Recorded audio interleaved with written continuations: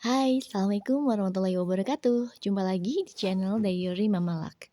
Untuk kalian yang baru kenal aku, kenalin aku Iis, seorang ibu bekerja yang suka sharing daily activity atau hal-hal yang lagi aku pelajari.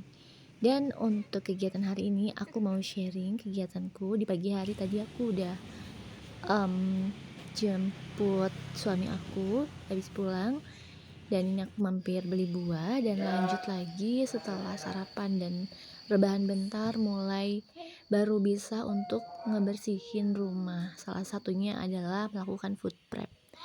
Sebenarnya ini tuh harusnya aku lakukan di hari Sabtu, tetapi kemarin hari Sabtu itu aku ada kegiatan bersama dengan sekolah anakku, jadi aku belum sempet membuat video untuk YouTube. Jadi baru minggu ini dan benar-benar langsung aku upload. Jadi nanti di videonya tuh benar-benar yang gak estetik, yang benar-benar berantakan banget. Jadi aku mohon maaf banget kalau misalnya videonya tuh kurang sempurna, karena memang tujuannya juga aku cuma mau memperlihatkan ke kalian bagaimana aktivitas aku selama dalam waktu satu hari ini di akhir pekan gitu. Karena biasanya aku baru bisa bikin video panjang itu di akhir pekan. Dan ini aku tadi habis belanja sayur sama protein hewani gitu. Untuk persiapan Ramadan aku baru nyicil-nyicil protein hewani untuk selama bulan Ramadan nanti, tapi belum 100% sih, ini masih berapa. Nanti aku akan cicil lagi di hari, kebetulan besok itu kan ada libur 3 hari ya. Kemungkinan itu akan aku gunakan untuk food prep gitu. Nah, ini aku beli beberapa, aku beli yang udah jadi, terus tinggal ditaruh di freezer aja. Dan untuk perlengkapan yang lainnya itu menyusul ya. Sekaligus juga aku mau sharing tentang persiapan apa aja yang harus dilakukan dalam menjalankan bulan Ramadan bagi khususnya ibu bekerja seperti aku. Untuk kalian yang mau tahu tipsnya supaya kita sebagai ibu bekerja tuh nggak repot, nggak burn out, dan tetap bisa tenang menjalankan ibadah tanpa melewatkan prioritas kita sebagai seorang ibu ataupun sebagai ibu bekerja.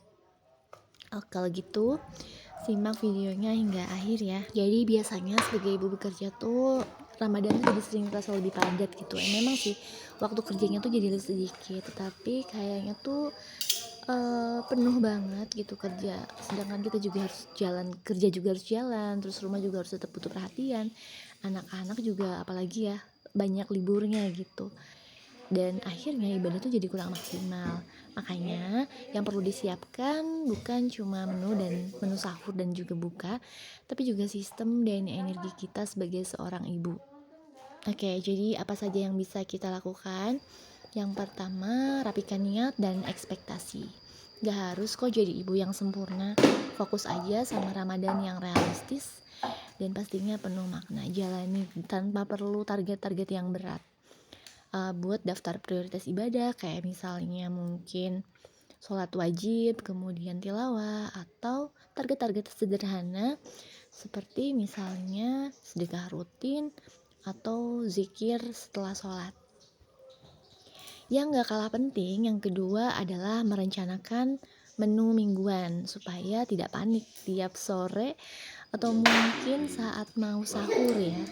Biasanya tuh yang paling hektik tuh kalau sore hari sih, pulang kerja capek, udah harus nyiapin menu buat berbuka puasa. Makanya penting banget untuk membuat food prep yang sederhana sehingga bisa membantu kita.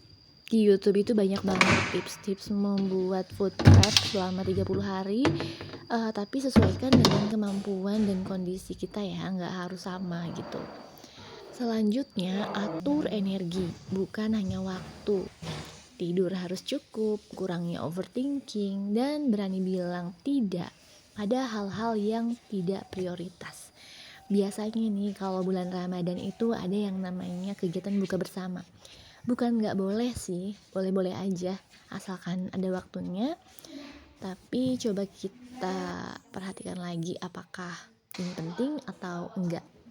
Dan diskusikan juga dengan pasangan. Selanjutnya, siapkan sistem rumah tangga. Libatkan anak dan suami.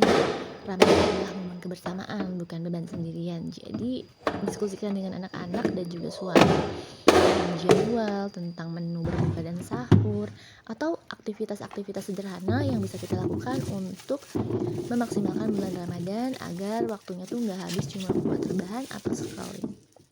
Ramadan yang tenang itu bukan karena semuanya sempurna, tapi karena kita sudah menyiapkan hati dan langkah kecil sebelum ia datang. Pelan-pelan ya Bu, kita sambut Ramadan dengan sadar, bukan dengan terburu-buru. Kalau ibu bekerja, persiapan apa nih yang biasa dilakukan? Kalau yang biasanya aku lakukan nih sebelum bulan Ramadan, ini biasanya aku melakukan decluttering ringan di rumah, nggak perlu besar-besaran gitu, karena memang aku juga biasanya melakukan kegiatan decluttering ini setiap 6 bulan sekali ya. Bahkan di akhir tahun juga, misalnya mungkin dengan cara merapikan dapur, ngecek lagi tuh baju sebelum kita beli baju lebaran nih, kita cek dulu di lemari kita apakah perlu kita membeli baju baru atau kita bisa menggunakan baju yang sebelumnya.